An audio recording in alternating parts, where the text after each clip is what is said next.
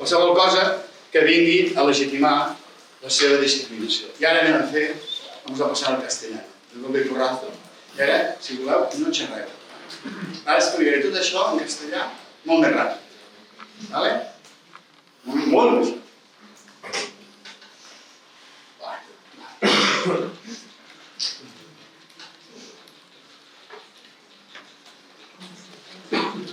Podria tancar i tornar a obrir, però és més fàcil.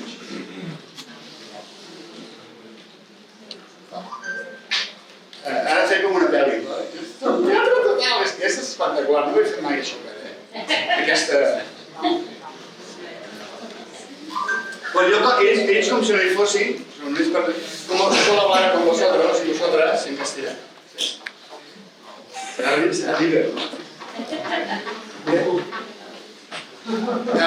Hola, vamos a hablar del periodismo de paz en conflictos, claro, y vamos a ver cómo eso tiene relación con un periodismo que se presenta a sí mismo como muy profesional, basado en la objetividad. Ese es el guión de lo que vamos a desarrollar. Vamos a hablar primero de la objetividad y de su ficción, digamos, y luego veremos cómo eso se entrelaza con cómo hacer periodismo en medio de un conflicto, con los distintos factores que nos empujan a hablar de una forma o de otra, y cómo una opción viable, o al menos que vale la pena intentar, es apostar por un periodismo de paz que, ya que tenemos repercusión sobre los conflictos, pues intentemos que ayude a construir paz. Veremos, ¿no?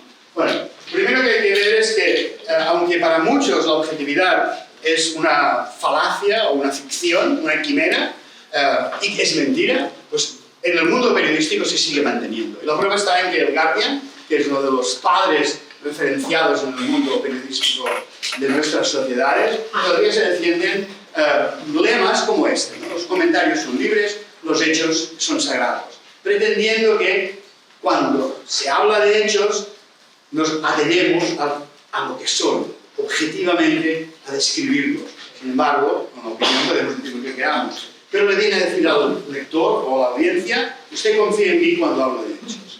Esto tiene diversas versiones, lo hemos puesto en castellano para que nadie se pierda, y esto, como ya lo he dicho, es los fundamentos de la objetividad. Pero bueno, ¿dónde está esta objetividad? Pues es relativamente sencillo desconstruirla, pero vale la pena que vayamos por pasos. En primer lugar, aunque sea muy elemental, ¿no? ¿Cómo elaboramos noticias? Las noticias, para elaborarlas, tenemos que dar una primera decisión, que es si nos ocupamos o no de un asunto. Y esa decisión ya comporta una valoración ideológica y, por tanto, política sobre los hechos. De tal manera que ya transmitimos opinión, ya hemos contaminado, no es contaminado, es felizmente contaminado los hechos de una explicación, de una valoración, ¿no? Por tanto, esa selección comporta un criterio político, pero es más, también los presuntamente criterios técnicos y neutrales a la hora de abordar una noticia, cómo se elabora, como son que, en primer lugar, sea novedad, o sea, que el periodista responda a la pregunta crucial de ¿qué hay de nuevo, viejo? Si no tienes novedad, no tienes noticias, ¿no? Pues ese criterio primero ya nos dice algo, ¿vale? Será nuevo, pero la novedad significa haber identificado qué consideramos nuevo en un conflicto, cuál de los cambios que se experimentan en la evaluación de un conflicto merecen nuestra atención, lo cual vuelve a ser un criterio político-ideológico, ¿no? Porque tiene muchos. Siguiendo con las cosas técnicas, las otras dos, que parece que no se pudieran discutir, son que sea relevante y que sea importante. ¿Sí? Relevante e importante. Si importante quiere decir que afecte a mucha gente. Pero mucha gente, ¿de qué grupo? Mucha gente, quizá uno afecta a mucha gente, pero otro afecta más.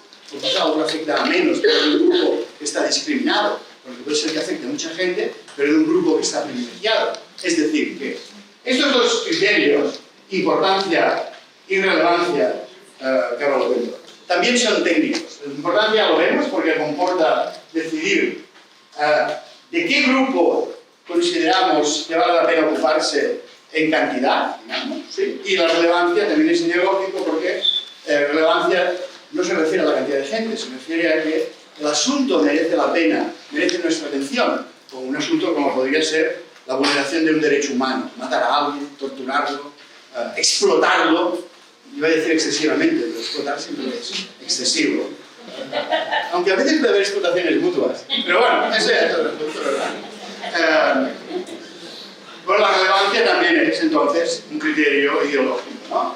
Por lo tanto, si en realidad estos criterios presuntamente técnicos acaban siendo ideológicos, es absurdo seguir pretendiendo que hay una separación entre hechos y opiniones. Pero todavía podemos abordar desde otra perspectiva la elaboración del discurso periodístico. Da igual que sea una noticia, que sea una crónica, en realidad, noticias, crónicas, entrevistas, columnas de opinión, todo es una misma cosa. Todo es discurso periodístico. Y lo único que le ocurre es que ahora a este le quitamos una cosa, ahora a este le quitamos otra. Podemos decir que la pieza fundamental, la pieza maestra del periodismo es el reportaje.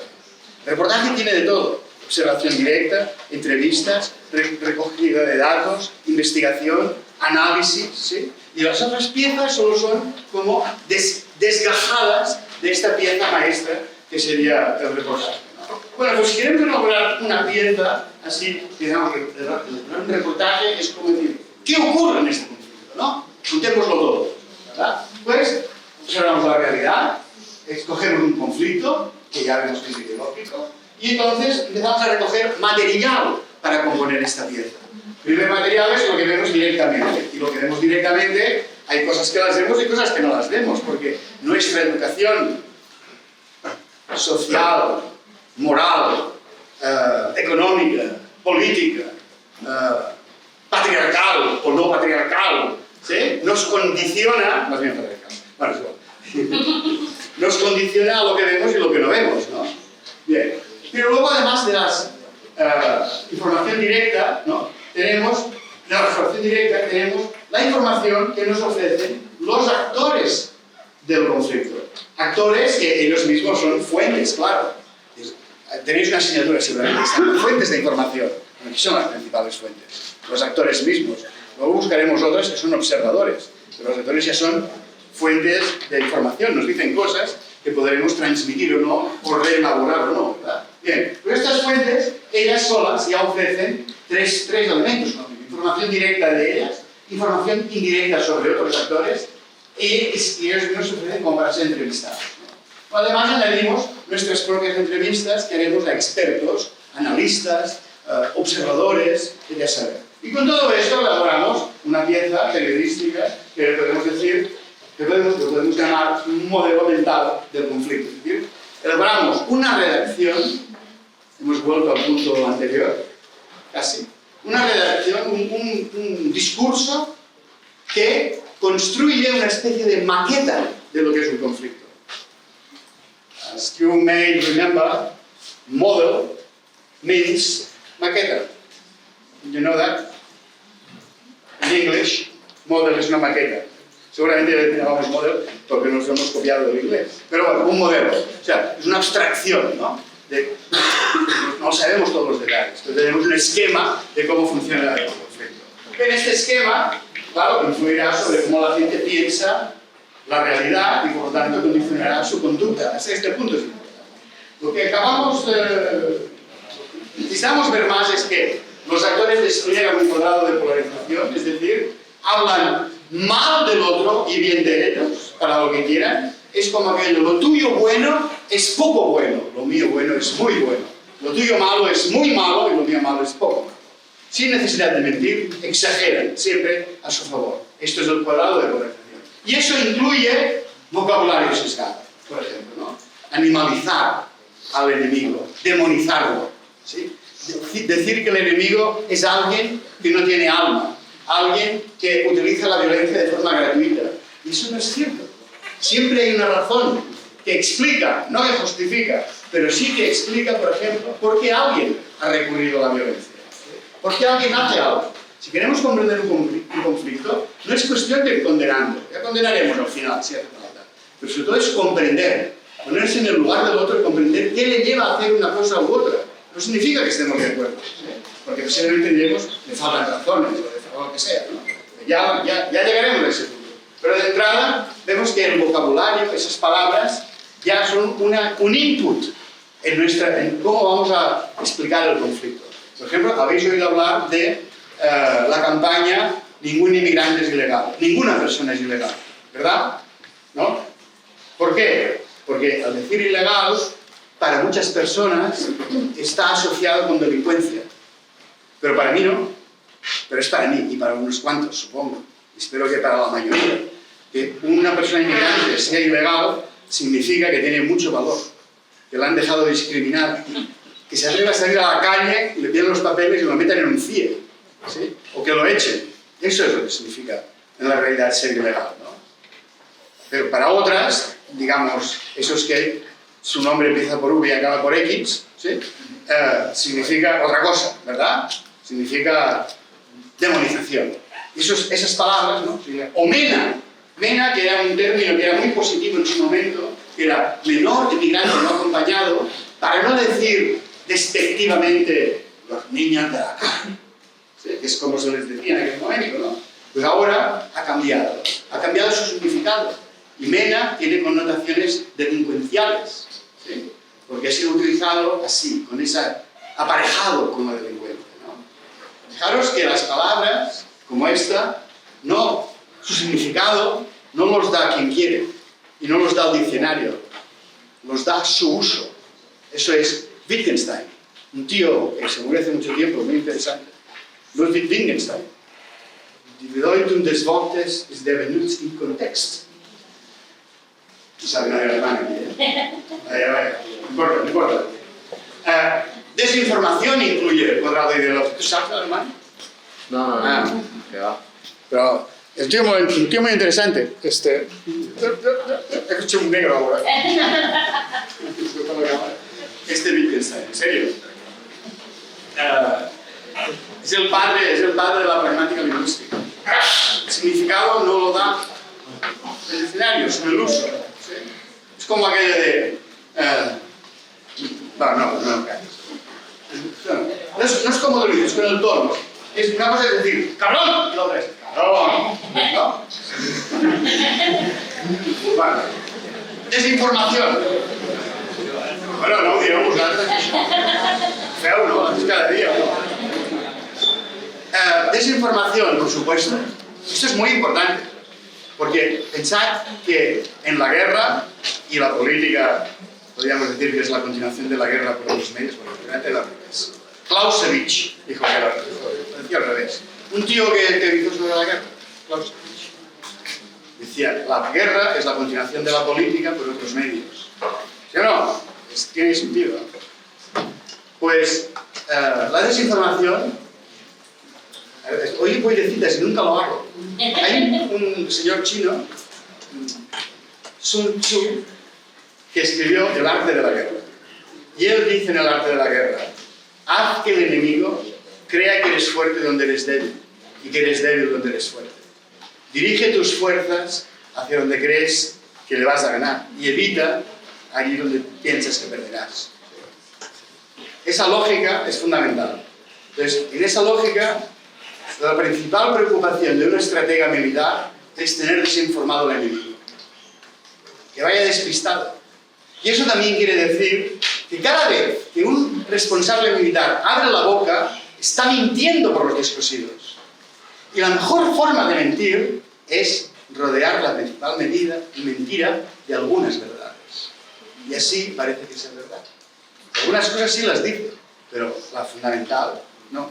Cuando veis esos mapas en la tele de las tropas van por aquí y por allá, y esto que les gusta a alguna gente mucho, y están haciendo una operación de tenaza sobre la ciudad de no sé qué. ¿Suena algo esto? ¿No? ¿Sí? Todo mentira.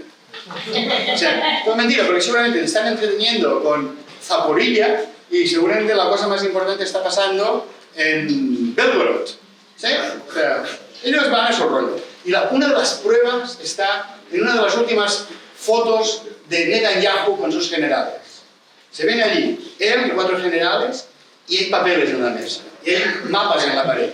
Ni un papel, ni un mapa se ve. Está todo, no pixelado, esborronat.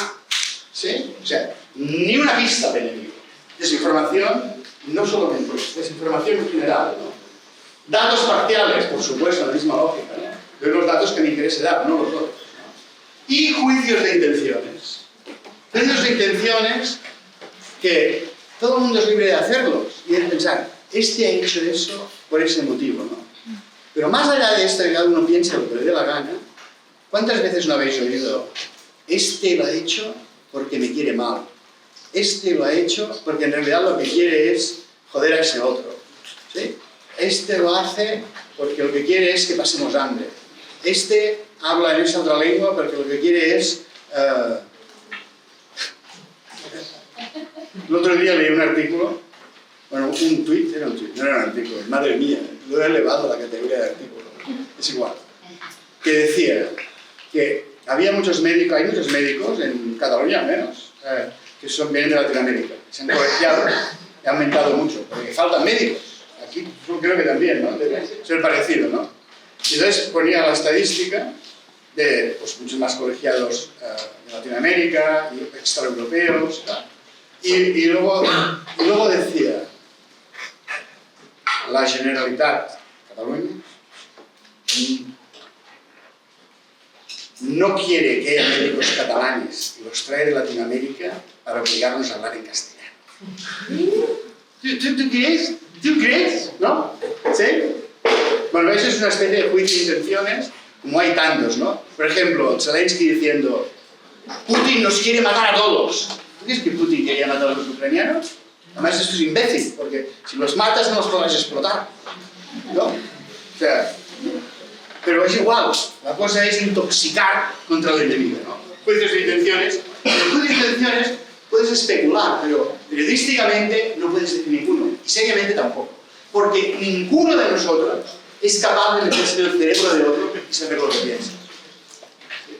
Es especulativo y que se siente utilizado como una fórmula de demonizar al enemigo. Bueno, pues ya hemos visto, digamos, que si el actor, un actor, nos facilita todas esas informaciones, ¿no? Información directa, indirecta y otros datos. Si nos facilita eso, ¿sí? Todo eso está impregnado de su cuadrado ideológico. Las tres cosas, ¿no? Vienen contaminadas o sesgadas por su cuadrado ideológico. De aquí de nuevo que creo que ya no hace falta decir nada más para decir, no me hables más de objetividad. A la que hables, transpiras ideología y política. Y es libre de hacer eso, no pasa nada, reconozcámoslo. ¿Sí? Tenemos una posición más o menos consciente sobre cómo es el mundo y cómo debería ser. Y si no la tenemos, pues vale más que la vayamos construyendo, porque si no la tenemos, lo que pasará es que la más fuerte nos arrastrará. Ahí es donde viene lo de la neutralidad. A pesar de eso, hay gente que todavía dice tenemos que ser neutrales en este conflicto. Y podemos serlo porque somos objetivos. Ese nos lo hemos cargado. O sea, tenemos que la neutralidad, no objetividad, pero en esta otra forma, neutralidad sigue apareciendo como un valor periodístico. ¿Sí? Vas a poner un conflicto, yo vengo aquí, soy neutral. ¿Qué dice usted? ¿Qué dice el otro? ¿Sí? Pero esa neutralidad está asociada a la objetividad. Por lo tanto, tú podrás decir, igual tu actitud lo es, pero cuando escribas, cuando expliques, cuando narres, vas a reflejar una posición u otra, que no necesariamente es la de un actor u otro enfrentado, será la mía, pero es una posición, ¿no? Refleja una comprensión, un análisis, unas ideas. Otra cosa es que esa neutralidad, o sea, esa objetividad ilusoria, o esa neutralidad totalmente ilusoria, pero la neutralidad, aunque no lo ves al final, es comprensible en el sentido instrumental. La objetividad es comprensible instrumentalmente, es decir, no en el análisis, no en la comprensión, pero sí, aquí hay dos muertos, y no hay 5, ¿sí? Quizá el problema es que te has fijado donde hay 2 muertos israelíes y no te has fijado donde hay 4.000 palestinos, ¿verdad? ¿Sí?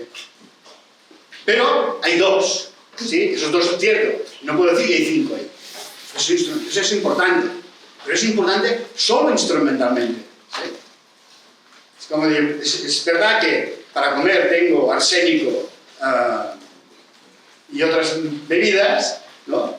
Es instrumental, pero lo importante es que te vas a morir si comes. Bueno. es lógico que instrumentalmente la respetemos.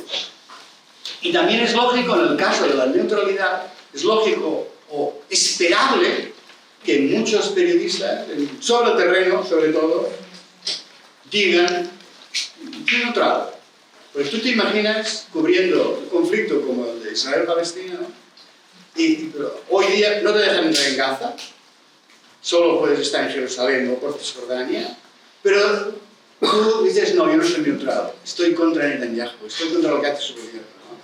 Y además, no dices estoy solo, sino que lo reflejas, ¿no? Te van a echar, no puedes trabajar, o te pegarán un tiro. En la guerra de la Yugoslavia, o antigua Yugoslavia, no habíais nacido, pero... bueno, algunos de los presentes... fue la primera guerra en que no había ejércitos formales, había guerrillas. Y los periodistas, había mucho freelance. Personas que iban sin ninguna cobertura de ningún medio, ¿no? Pero freelance. Y escribían lo que querían. Pero en ese año circulaba por la red. Y a más de uno lo mataron porque cuando llegó a un checkpoint le dijeron, ¿tú has escrito esto? Se acabó. ¿Sí? Claro, en la guerra los actores quieren dominar el discurso. Quieren que los medios sean su aliado.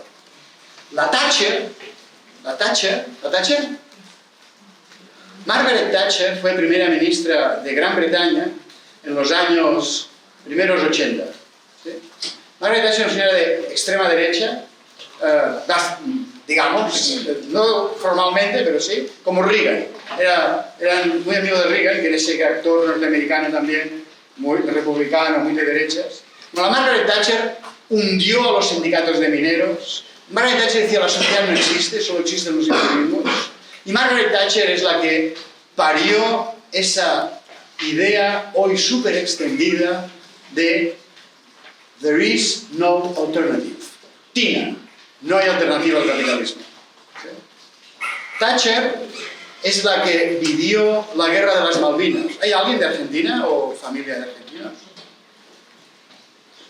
Si no sabes lo que es las Malvinas, te echo.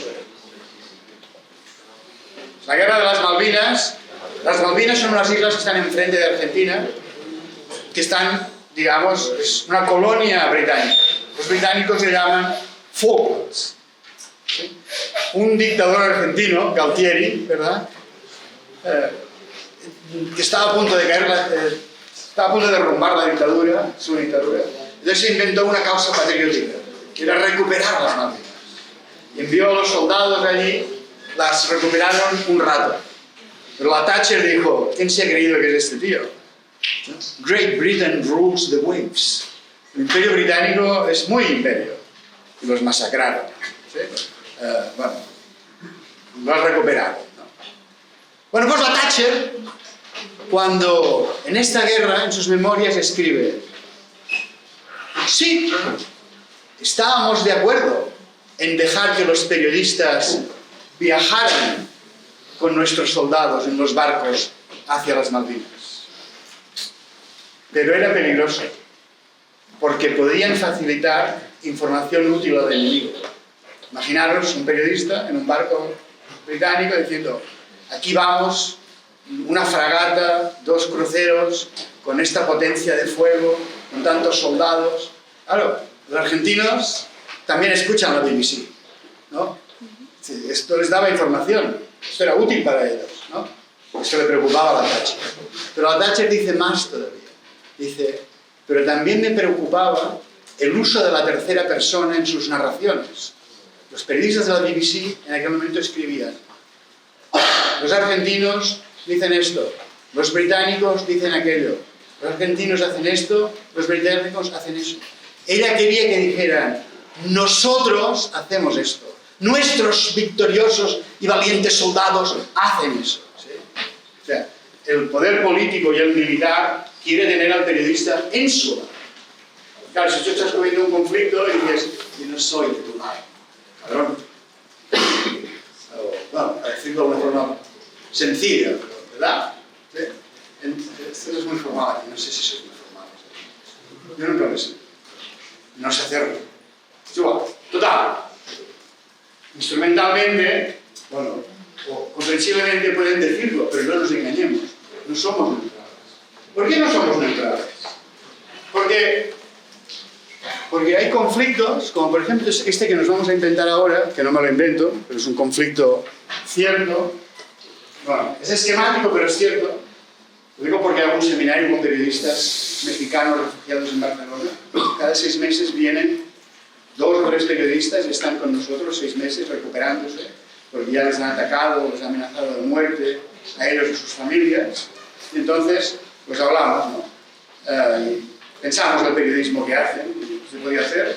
Y este esquematiza. Imaginaros que tenemos un conflicto donde los campesinos no quieren una explotación minera, que sí quieren los narcos, porque van a sacar provecho de eso. Podría haber puesto una empresa también.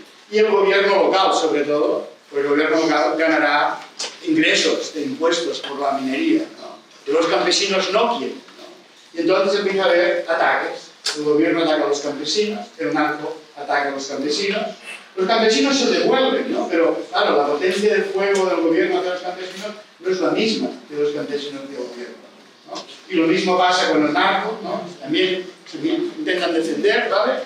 Entonces, ¿qué ocurre aquí? Este es el conflicto, y entonces, ¿quién llega? María? What's your name? Go there. ¿Ve? Amparo. ¿Quién llega, Amparo? Exacto. Llega la prensa, y la prensa ¿qué hace? La prensa, algunos dirán, el neutral dirá, yo lo que hago es, yo expongo lo que ocurre. ¿Sí? Expongo lo que ocurre, pero exponer lo que ocurre es denunciar. Denunciar los ataques del gobierno o de los narcos contra los campesinos. Claro, cuando tú denuncias ese ataque, en realidad, ¿cómo lo van a leer el gobierno y el narco? Como un ataque a ellos. ¿Sí?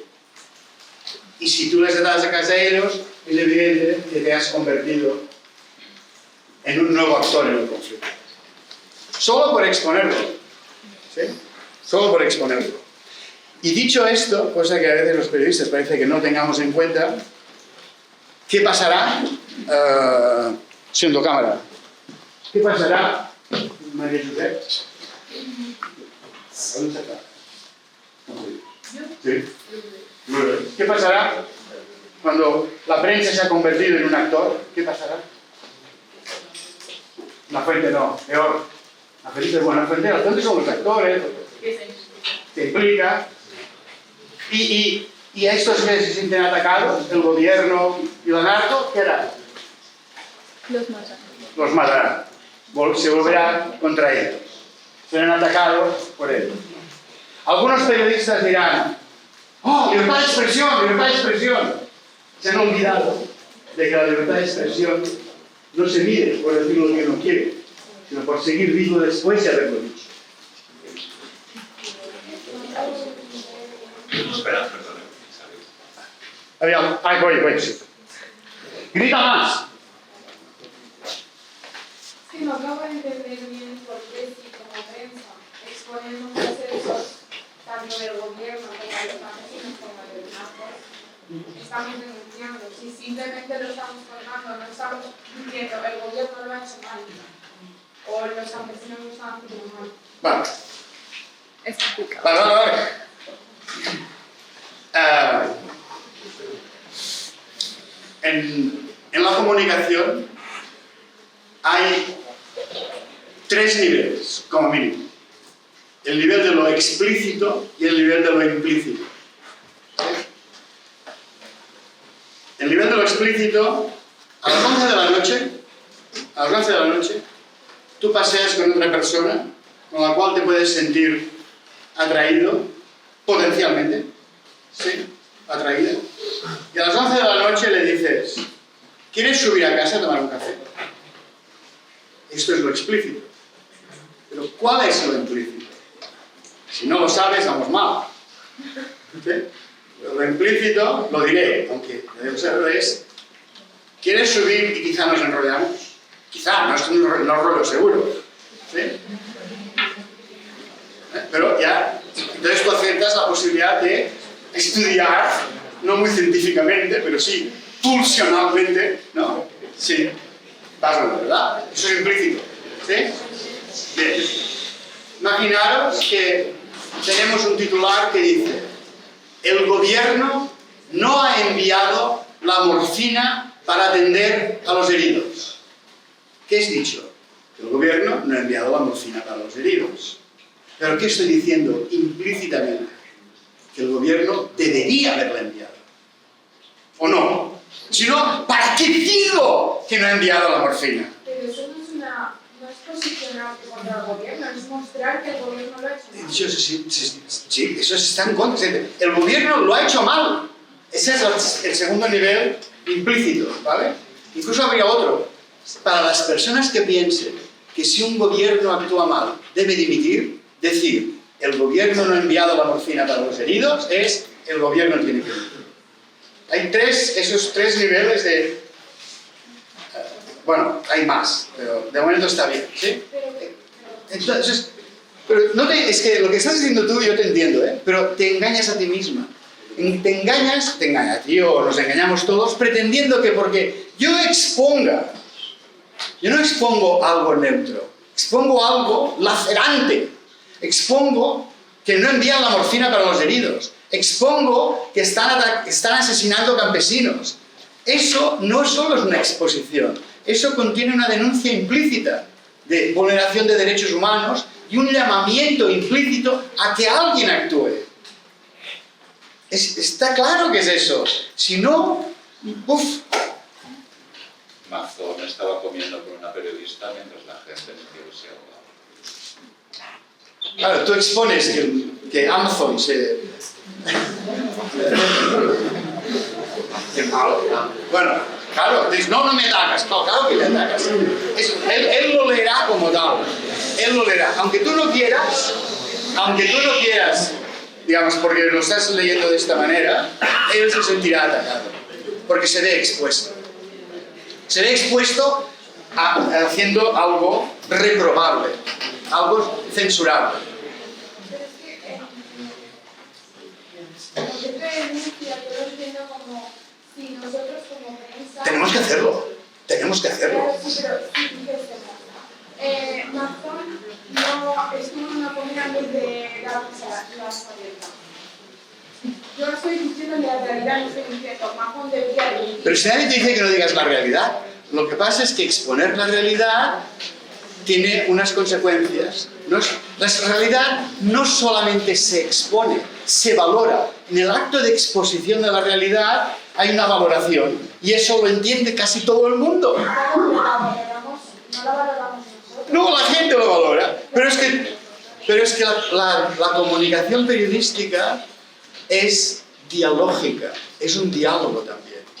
La única diferencia en una conversación donde el significado se construye entre uno y otro es que el otro no tiene tiempo de responder. En caso te pone un comentario, pero el otro está allí, porque nosotros no podemos escribir, podemos hacer lo que nos dé la gana, pero no podemos escribir en periodismo si no pensamos en a quién nos dirigimos.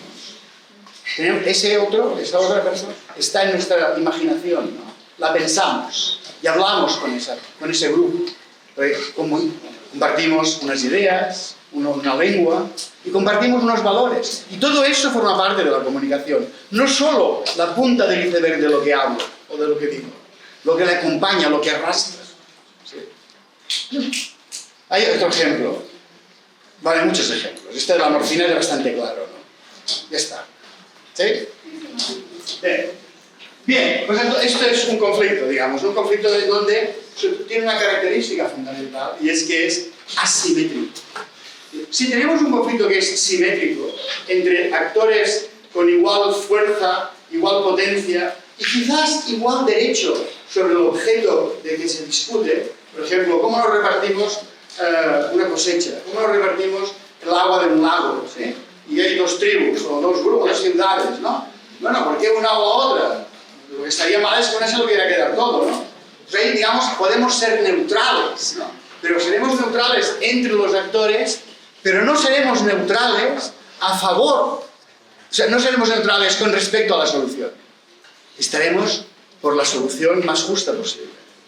Ser neutrales frente a un conflicto es casi pedir que no seamos humanos. Que no valoremos humanamente si hay justicia, abuso de poder, explotación, ¿sí? Y eso es ilógico. Es una distorsión del mercado. Una distorsión que viene de eso de, como queremos mucha audiencia, nos presentamos como neutrales, nos presentamos como objetivos, ¿sí? Pero no es así. Es que, aunque queramos, no lo es, porque al decir las cosas van cargadas con esa valoración, ¿no? Pues para eso nos hemos inventado una serie de señores, los periodistas se reunieron con un señor que ya murió, que vivía por aquí cerca, por Alicante, Johan Galtung, un pacifista muy reconocido, un señor muy mayor, y que elaboraron un conjunto de recomendaciones que le llamaron periodismo de paz. Que es un periodismo que básicamente dice: el conflicto está bien, claro, no pasa nada con los conflictos, no ese es el problema es que haya violencia, ¿no? Y vamos a hacer un periodismo que los estudie, que los explique en su complejidad, en su diversidad, con todos los actores, que sepamos todo bien de lo que ocurre. Hay otro periodismo que en lugar de estudiar los conflictos solo se fija en cómo la gente se mata, solo en los daños materiales, en la superficie, en la confrontación, ¿no? Es un periodismo que piensa más en la sociedad que en las élites. Las élites, aquí y en todas partes, tienden, no todas, tienden a pensar en sus intereses y sus seguidores.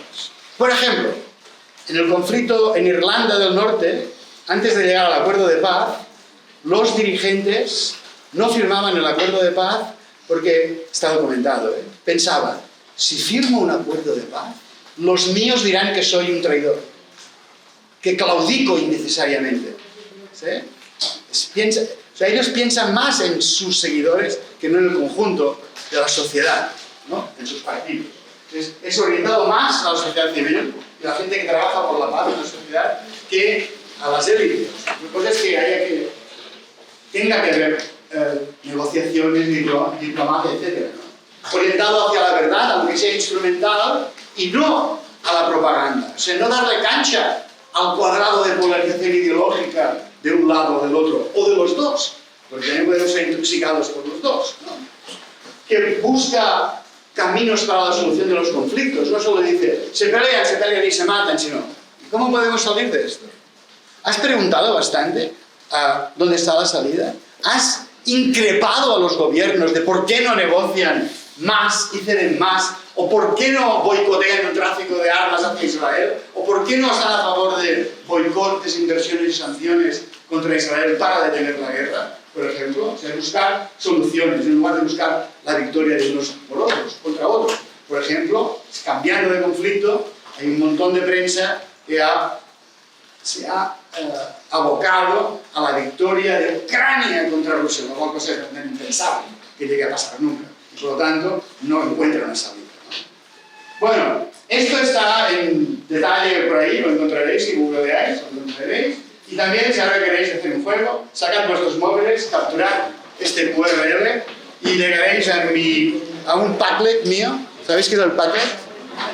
Padlet es un recurso para vuestros profes, lo digo. Es un recurso, es una página web gratis que tú creas, o sea, la creas y puedes colgar ahí documentos. Lo voy a hacer.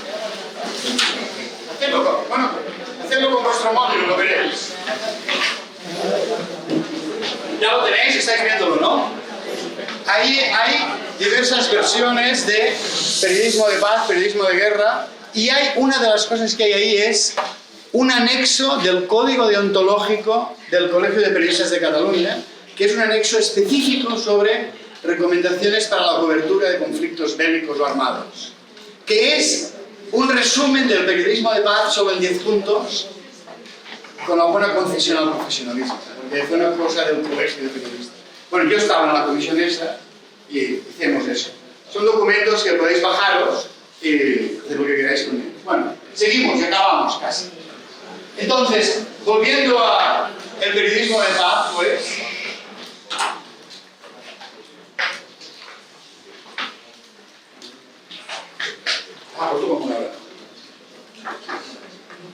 O sea, exploramos el conflicto, todos los actores, todos los intereses, los actores secundarios, o sea, otros actores implicados, porque no es una cosa de curiosidad. Eso es... ¿Qué pasa? ¿Qué pasa? ¿Qué pasa, tíos? Es una cosa de comprensión para encontrar salidas. Cuanto mejor comprendemos un conflicto y su complejidad, más comprendemos qué nos une como humanos, el sufrimiento de unos y de otros. Y si sabemos de los intereses, podemos encontrar una forma de compartirlos. Quizás no, pero si solo hablamos de la confrontación, si solo existe el otro en la medida en que nos mata o que nos agrede, ¿cómo vamos a encontrar soluciones? ¿No? Pero si nos peleamos por las manzanas, pues igual hay que hacerse pelear las manzanas, lo que hay que hacer es plantar manzanas para tener para todos. ¿Explicado? ¿Sí? Bueno. Ganar, ganar. Buscamos soluciones en que todas las partes ganen. Porque ¿cómo le vas a proponer a un actor en un conflicto que acepte un acuerdo de paz en el que él pierde? No, lo juego esto. No, lo juego. Si buscamos que todos ganen. Por ejemplo, en Israel-Palestina, no ahora, hace años hubo un acuerdo de paz que se llamaban los acuerdos de Oslo. Y lo que se planteó en líneas generales era paz por territorios. Es decir, Israel devuelve los territorios ocupados a los palestinos y los palestinos se comprometen a que no haya más violencia. Entonces había muchos atentados, intifadas, ¿no? La cuestión es que no se plasmó nunca, no cristalizó ese acuerdo, entre otras cosas porque la prensa israelí, la mayor parte, presentaba esos acuerdos como una claudicación. Decían, no, ya tenemos bastante, ¿por qué tenemos que ceder a ellos? Y no lo hicieron. Pero veis, la lógica era esa, ¿no? Paz por territorios. O por ejemplo en Colombia, ¿hay alguien de Colombia? ¿Familiares de Colombia? Pues en Colombia, ¿qué iban a ganar los uribistas con la paz? ¿Sabéis? Había una guerrilla de 50 años de guerra, bueno, más de una guerrilla, ¿no? Mucha guerrilla. FARC, ELN, que todavía están. Paramilitares. ¿Perdón? Paramilitares. Y paramilitares, pero los paramilitares eran sobre todo la mano armada de la derecha uribista, ¿no? El uribismo es una forma de hablar de los que eran los que proponían acabar con la guerra, ¿no? Bueno, se llegó a un acuerdo de paz, y bueno, ¿y qué ganó? Porque tenía todo. Pues ganó paz y ganó no tener que gastar tanto en seguridad, ganó que vendrá más gente y hará inversiones porque será un lugar seguro, ¿sí? Tú. Y los otros, claro, los otros ganaron, que se acababa la guerra y que se podían reinsertar a la vida civil. Aunque la verdad es que nos están matando, poco a poco han matado un montón de exguerrilleros, ¿no? O sea que la cosa no es fácil, ¿no? Pero ¿veis la lógica?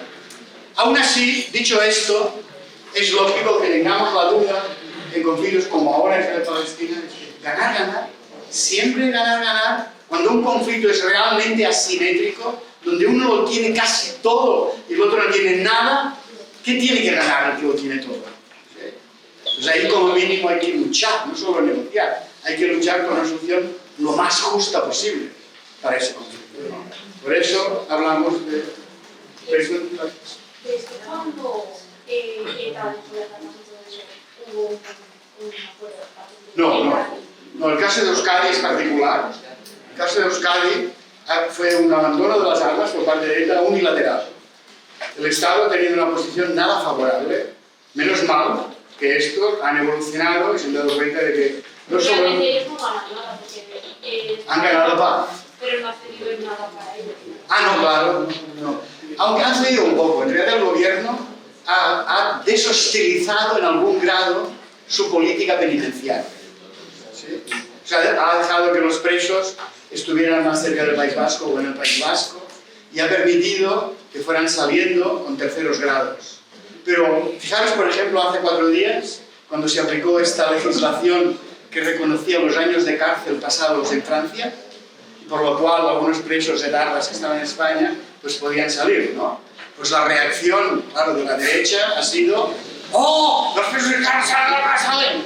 ¿Qué pasa? Ya han estado bastantes años en la cárcel. ¿Qué problema hay en que salgan, no? Pero no, todavía no obcecación. Desde 2011 que no matan a nadie. Claro que han cometido crímenes.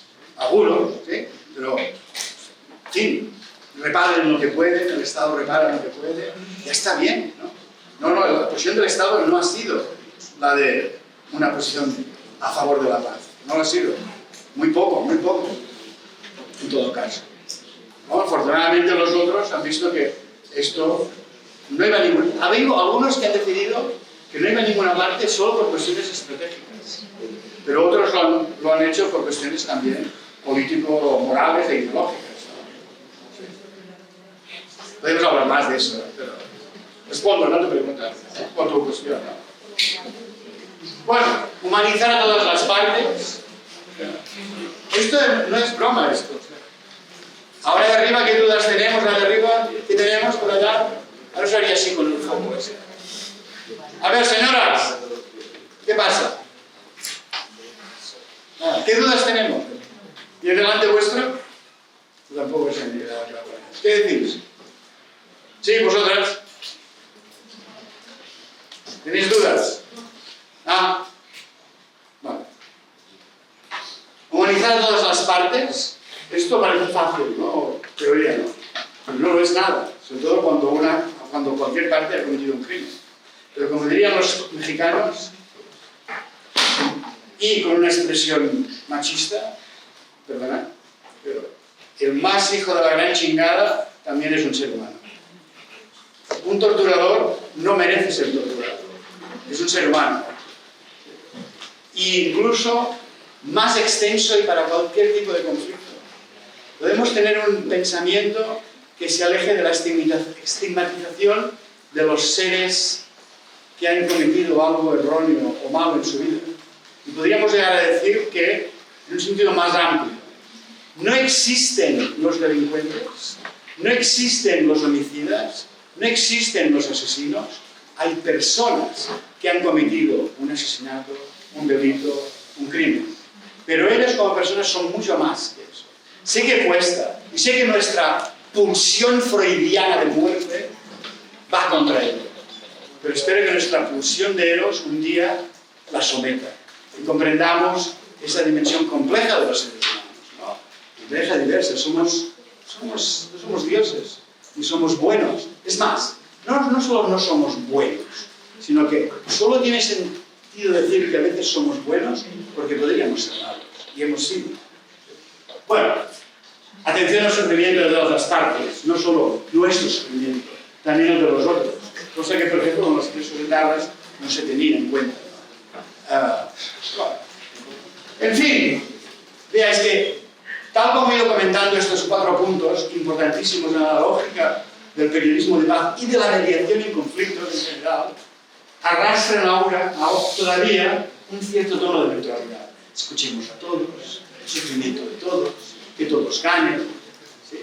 Eso que dice aquí, con mi comentario lo he ido matizando y he ido poniendo, digamos, el acento sobre la lucha que requiere aplicar esto para que sea la solución más justa posible. En síntesis, si tenemos un conflicto asimétrico, la violencia esconderá los problemas, hará que el más poderoso aplaste al pequeño. La violencia hay que intentar eliminarla para poder hablar del conflicto, ¿no? Para poder defender la vida. Como dice esta pintada ¿cómo se llama el barrio este? La Candelaria. En Bogotá está esa pintada. El ruido de las balas no permite escuchar las ideas. Es así, ¿no? La violencia no permite que discutamos más. Incluso algunas cosas de que he dicho aquí seguramente sobre gente que ha cometido crímenes, no personal, pero cómo puede ser nuestra aproximación, os ha hecho rechinar. Este asesino, ¿cómo va a ser un ser humano? Sí, un ser humano. Sí. Pero, dime. Me gustaría que me pusieras un ejemplo porque ¿Un ejemplo de qué? ¿De ser humano?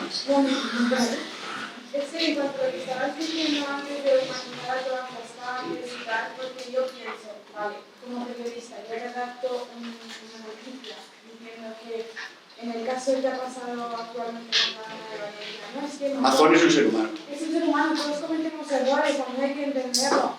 Yo leo eso en algún artículo de la prensa y no vuelvo a leer ese medio en la vida. Entonces, ¿cómo como periodistas abordamos eso sin que No sé, es que tampoco no lo acabo de entender y cómo lo podría yo reflejar en lo que...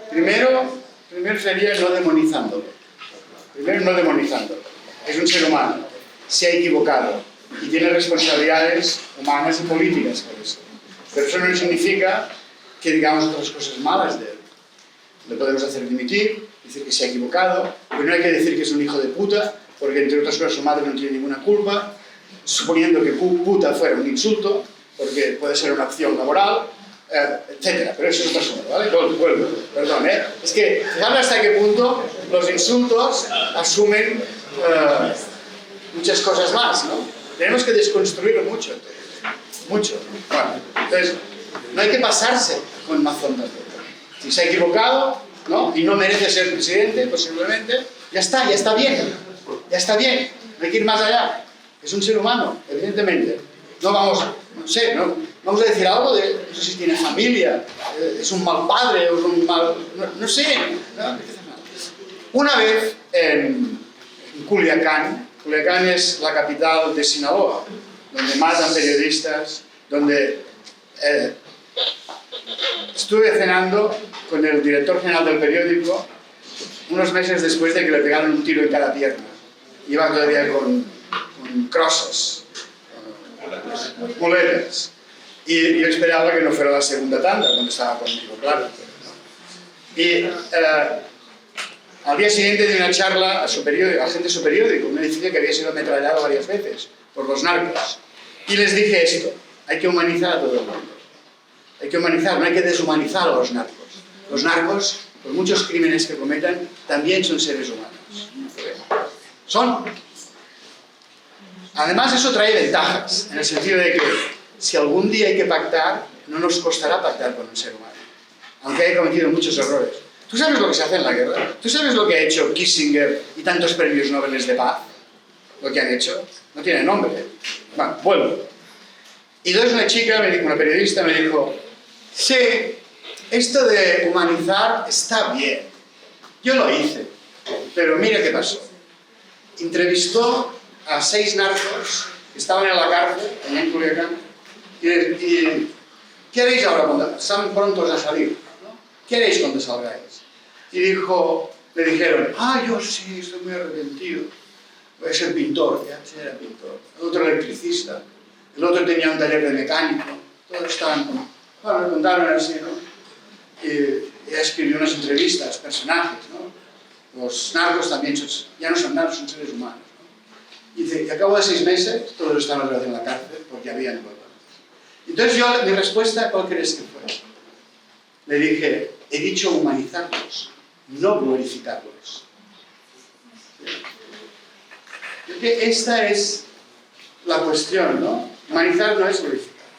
Humanizar es reconocer que es un ser humano, que merece un trato humano. Nadie merece morirse en la cárcel, ni pudrirse en la cárcel. Incluso yo, además, soy abolicionista. En la cárcel, lo importante es que repare el daño que ha hecho. Yo sé que nuestro thanatos, nuestra pulsión humana, nos pide venganza. ¿Pero es venganza justicia? No es venganza. No es venganza. No es justicia la venganza, ¿no? La gente no se la mete en la cárcel para vengarse. Eso no está ni en los textos de filosofía del derecho. ¿No?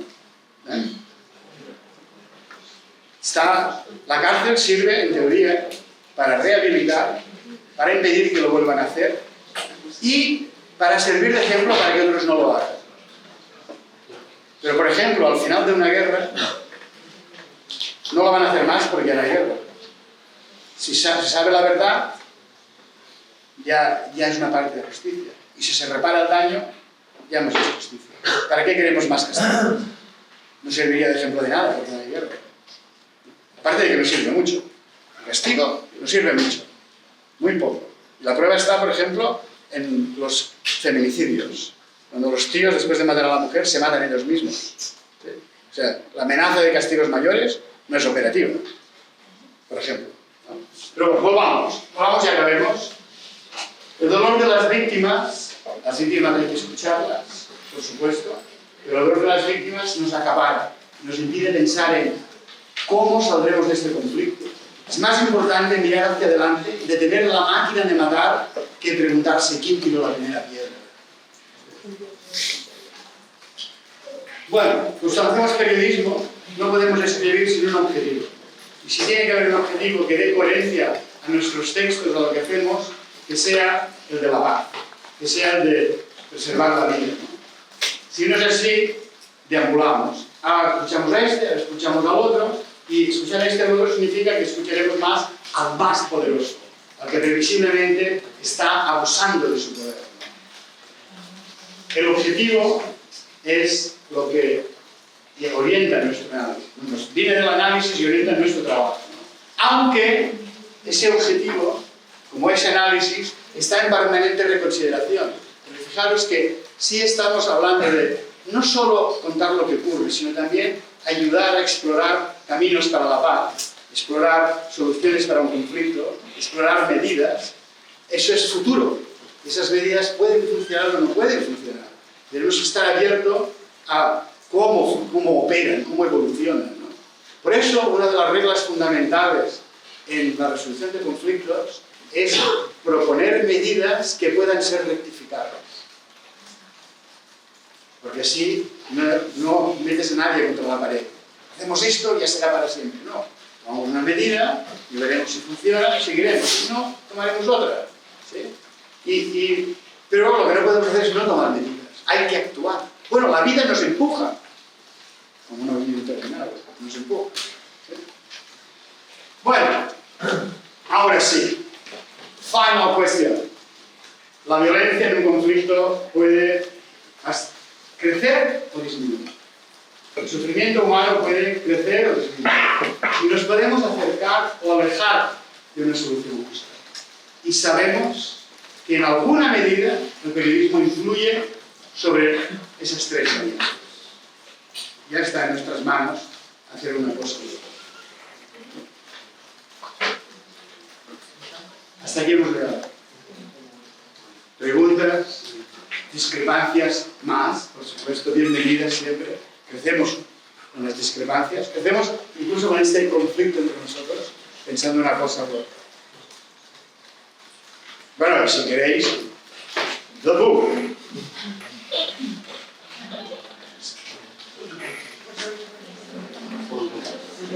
En las mejores librerías.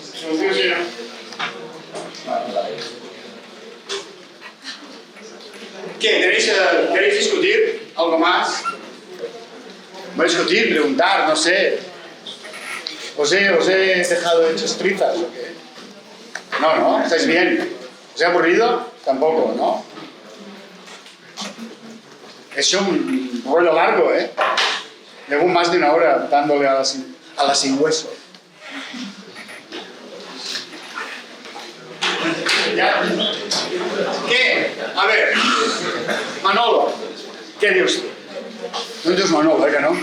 Sí, ¿te llamas Manolo? Ah. ¿Cómo te llamas? Miguel. ¿Qué te parece todo esto? ¿Utópico? ¿Rollo? No, muy interesante, la verdad que conocer una perspectiva profesional de este tipo de conflictos, pues puede llevar también un poco a comprender un poco. Fíjate que no es una perspectiva profesional. O sea, hay un profesional mal entendido, que es ser neutral. Normalmente ser un buen profesional es ser neutral.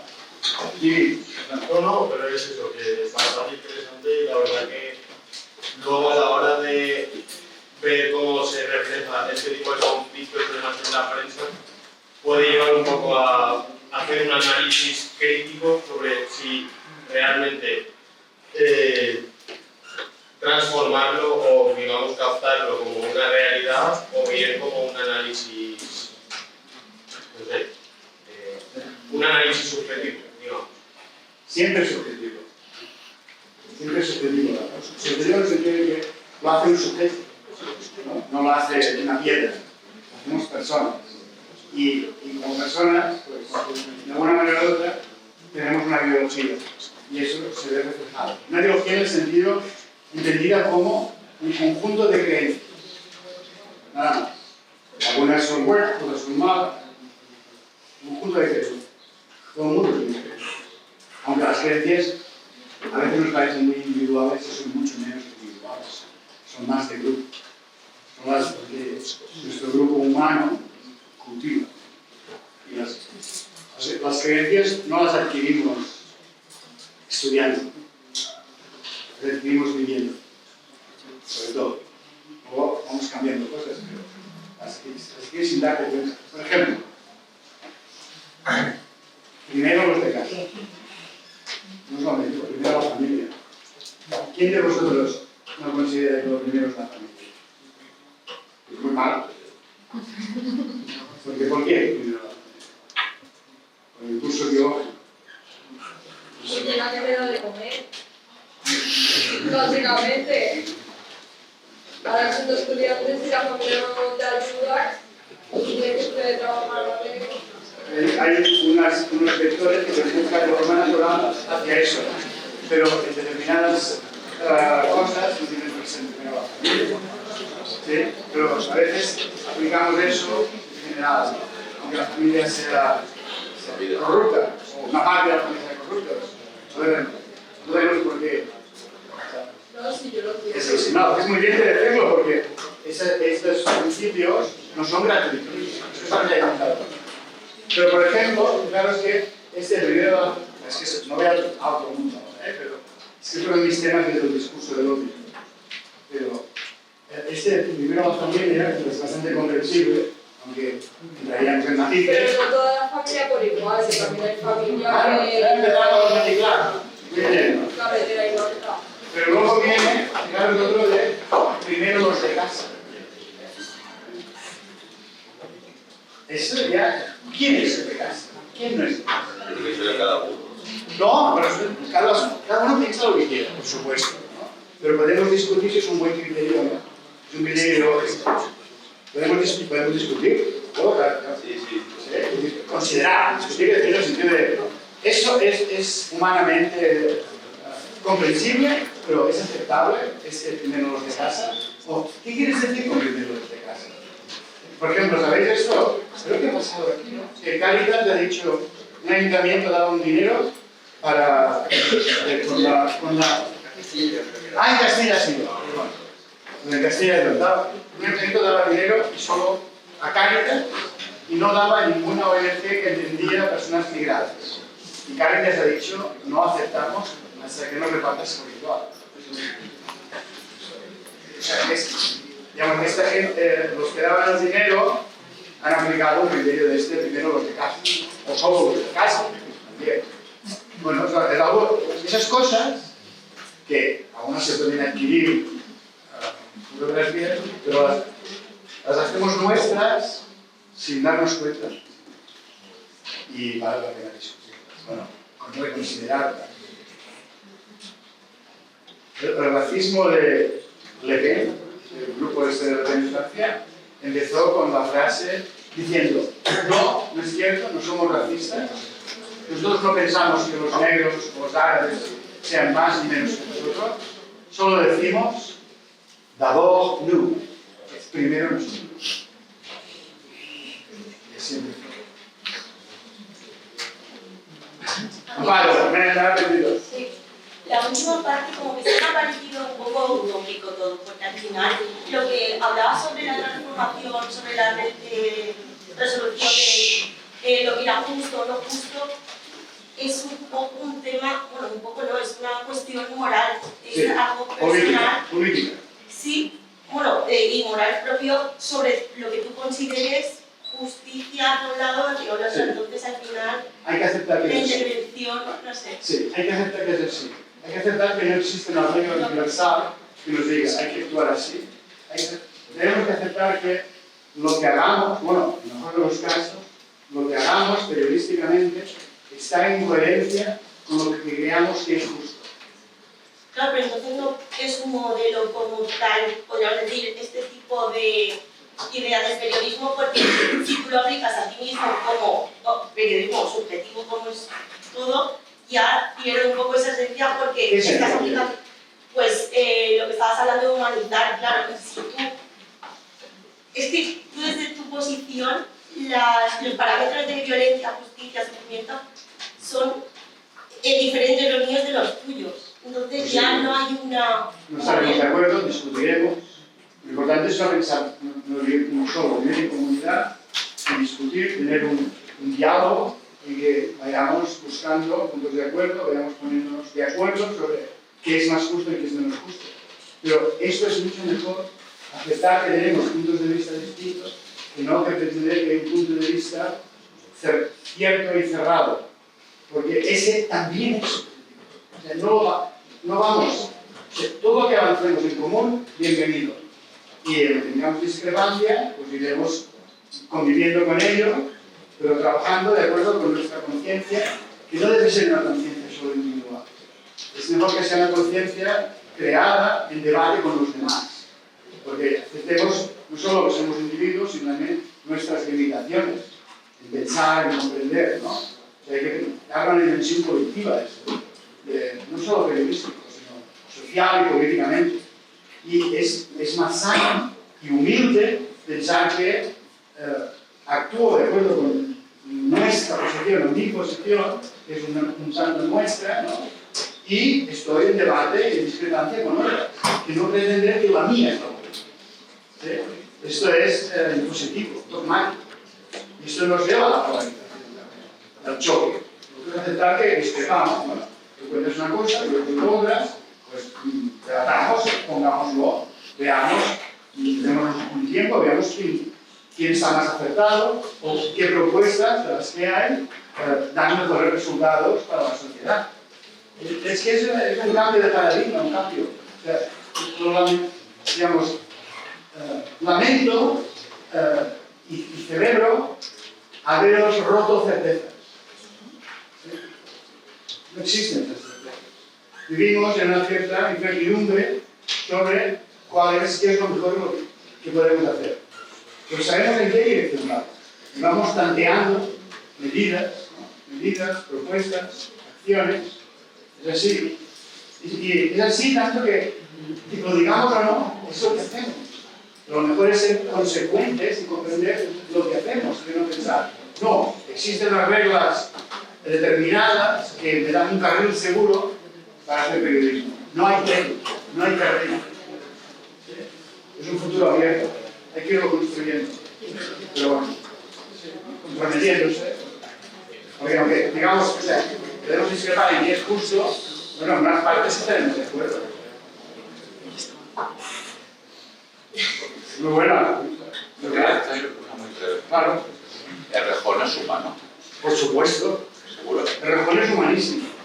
Es humanísimo. Ya lo creo. Todos los pecadores son humanos.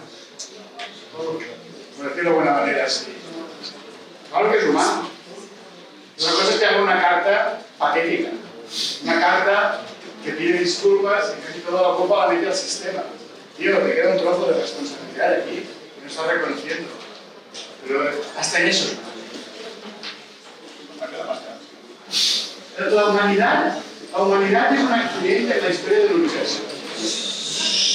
A ver, yo sí que entiendo que como periodistas tengamos que tratar a todos como humanos, pero también somos ciudadanos, somos sociedad, entonces, pues el Rejón, Mazón, yo como periodista, vale, te puedo tratar como humano, pero como ciudadano, te veo por la calle y te pego por la carrera. Pero como ciudadana. Es lo que te pide el pueblo. Claro, a mí Pero aquí tenemos que convencer a lo que nos pide el cuerpo, que no es lo mejor, ¿no? claro, Yo entiendo. A ver, pero estás ahí en el punto aquel de el dolor de las víctimas nos ciega. ¿Sí? Claro que es lo que nos pide el cuerpo. Tenemos que pensar en cómo queremos que sea la relación. Sí, ya ves. Ella y después ella. Cuando una persona pierde la humanidad. ¿No?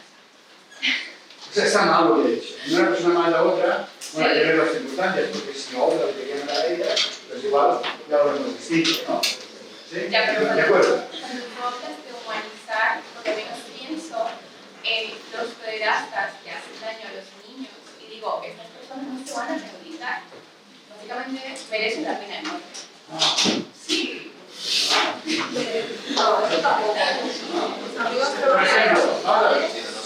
soy experto en este tema, Y por lo menos cuando habla de asesino, no habla de una persona que pronto uno hizo por accidente, sino de una persona que ha infringido mucho. ¿No los piensas como enfermos o pederastas? Son enfermos. Pues es un enfermo que mata. Un enfermo lo que hay que impedir es que cometa el mal. Impedir que cometa el mal. Para que lo Si no se puede curar. No. Claro. No. Son personas, ya no son personas, son animales. Podemos distinto de que diría una discusión más larga.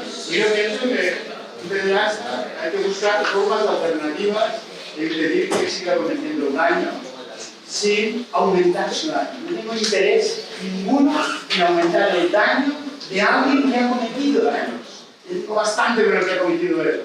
Hemos sufrido bastante como sociedad. No salgo satisfacción de eso. No es tu caso. Lisette. Pero no tú, me ha venido a la cabeza, no por lo que he dicho, pero me ha venido a la cabeza todas esas películas de cowboys, donde el cowboy, la película se acaba con la venganza del cowboy contra todos los que mataron a su familia, y hasta que no los mata a todos, no les muere. ¿No sabéis de qué hablo? Ya no miráis ni tenéis de cowboys. ¿Sabéis lo que hablo? No. Sí, ¿no? Porque tenemos una distracción para venganza. Y el ojo por ojo, el diente por diente. Esto ya no sirve. No construimos una sociedad. Ojo por ojo, todos muertos. Venganza. Es evitar daños futuros a la propia sociedad. Bueno, vamos a buscar evitar el daño futuro con el mínimo sufrimiento posible. No falta nada. Podemos inventar centros de internamiento sanitario como psiquiátrico, donde esos tíos no puedan volver a la vida. No hay que matarlos. Hay gente hay psicópatas de otro tipo que también les da por andar haciendo violencias por el mundo. Hay que matarlo. Pero bueno, sí, esto es éticamente. Por sumar un poquito, una regla de oro de la comunicación nos dice que siempre debemos de juzgar el acto, no a la persona. Os recomiendo un libro de Marshall Rosenberg que se titula Comunicación no violenta. Cómo expresar críticas, cómo denunciar todo lo que queramos, pero de manera no violenta. Para redondear, cuando yo estaba hablando de estas cosas, uno me contó un ejemplo de otra escala, pero que filosóficamente inspira, y es cuando un niño miente, ¿qué le tienes que decir? Mentiroso, ¿no? Les tienes que decir, has dicho una mentira, podrías no haberlo hecho. Duro con el problema, blando con la persona. Hay que dejar que la persona pueda cambiar. En los casos se puede cambiar. En los casos que no puede cambiar, hay que buscar la forma con menos experiencia posible. Bueno, es mi posición, puede ser la tuya no. O sea, entiendo que es un debate que no nos inventamos tú y yo. Mira, en Estados Unidos la mayoría de personas que están a favor de la pena de muerte, ¿no? Bien, las cosas que te pueden quedar así abiertas. Fuerte. Relacionado con lo que estabais hablando, que esto me recuerda mucho al caso de la francesa que personalizó básicamente la venía. Y claro, que cuando ves esa noticia te piensas, ostras, como una persona en plenas facultades mentales puede hacer eso y además otro como que ser parte de eso, ¿sabes? Y dices, es que es imposible. Y luego resulta que hay personas que estaban perfectamente bien de la cabeza. Entonces, claro, como que condenar ya a esa persona y culparle completamente de lo que hace, yo creo que es un error porque creo que si una persona que está bien de la cabeza es capaz de hacer eso, es que hay algo que está mal y que hay que buscar una solución para que no haya más gente que sea capaz de hacer eso sin tener realmente un problema, ¿sabes? No sé si se entiende lo que digo. O sea, hay un problema mayor que no solo la persona que lo hace. O sea, hay algo superior a eso. Hay un patriarcado en este caso. Sí, pero bueno, creo que se puede aplicar con todo. Sí, Entonces, condenar a todas esas personas a muerte no creo que sea la solución. La solución es encontrar la raíz del problema. Y luego ya, pues, su condena para esa persona, pero no creo que sea... Incluso yendo más allá sobre cuestiones cognitivas, el otro día escuché a una estudiosa de la cárcel, digamos, y dijo el 85% de las personas que están en la cárcel lo están por delitos de pobreza. Han cometido delitos porque eran pobres, ¿no? Como traficar con drogas, robar bienes, delitos de pobres. Entonces, fíjate que una parte de su culpabilidad no está en su acción, está en un sistema de exclusión, de discriminación, una parte. Pero es que hay delitos y delitos en los que no afecta directamente a una persona, va a la cárcel. En caso de que estés matando o que te entregas, para mí, ahí sí que tendría que entrar la pena. En el caso de quién, Asesinato o ¿y por qué debería entrar la pena de muerte? Hombre, porque estás dañando muchísimo tanto a una persona como a sus familiares. ¿Y qué ganamos con la pena de muerte? Erradicar ¿Qué va? Sigue pagando. bueno, pues estás acabando de la persona y eso no hay Sigue matándose, sigue abriendo. Una muerte de la otra. Uno y dos.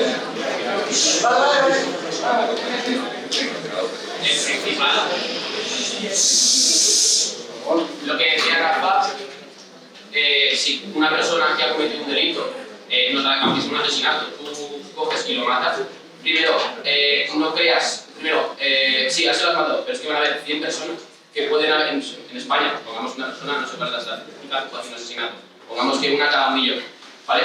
Siguen habiendo 44 millones de personas, siguen habiendo 44 personas que van a matar. Te has cargado a uno, pero es que en un año vas a tener otro igual. El problema está no en cargárselo, sino en hacer una educación y educar a los niños desde pequeños con una educación que tenga sentido y una educación en la que les des valores y una educación en la que les des valores y armas para vivir, para que cuando sean adultos y sean conscientes no hagan esos crímenes. No tiene ningún sentido cargárselo, porque si te has cargado a uno, es que vamos a tener 43 más. Sí, claro. Bueno, lo que es verdad, tanto tirando para la educación o demás, pero me tiro para lo más básico o lo más vengativo. La mayor parte de las personas que siempre miran las penas de muerte dicen, no, es que se merece la muerte, no, es que ha ayudado a tantos niños, se merece morir porque no es un ser humano, es un animal. Ya bueno, si nos fijamos por realmente lo peor que te puede pasar en la vida, yo creo que la muerte lo mejor que te puede pasar, porque al final te libras del delito, te vas a otro mundo y adiós. Entonces, la gente que siempre está ahí a matarlo, aparte de que una muerte trae más muertes, ¿qué mejor que encerrar a esa persona y quitarle la libertad, que es realmente lo más valioso de una persona? La libertad y el tiempo de lo que somos nosotros como seres humanos. Si se lo quitas, sabiendo que el resto del mundo va a avanzar, el resto de personas va a avanzar y esa persona va a estar en X centro, pues formándose o teniendo la oportunidad pues, de vivir o socializar con presos y demás, que al final para mí eso ya es muerto en vida y yo creo que es peor que morir realmente. Pero es un argumento, pero es un argumento positivista. Es un argumento un poco de venganza, no es un argumento de conmiseración. No, claro, por supuesto, yo tiraba por ahí, o sea, de que la gente que siempre tira por la venganza. Pero esa venganza que siembras va a producir una venganza también. Puede. Es que un gran problema de que la pena de algo sea la pena de muerte es que si al cometer un crimen ya no hay pena mayor, ya te da igual. Si la víctima no era una víctima mortal, ya te da igual matarla para que no cuente nada, ya te compensa más matarla para que no cuente nada. Si hay cualquier persona que esté involucrada, te da igual matarla, no hay ninguna pena mayor. Simplemente estás incentivando a que esa persona elimine cualquier riesgo, porque no hay pena mayor. Es un argumento.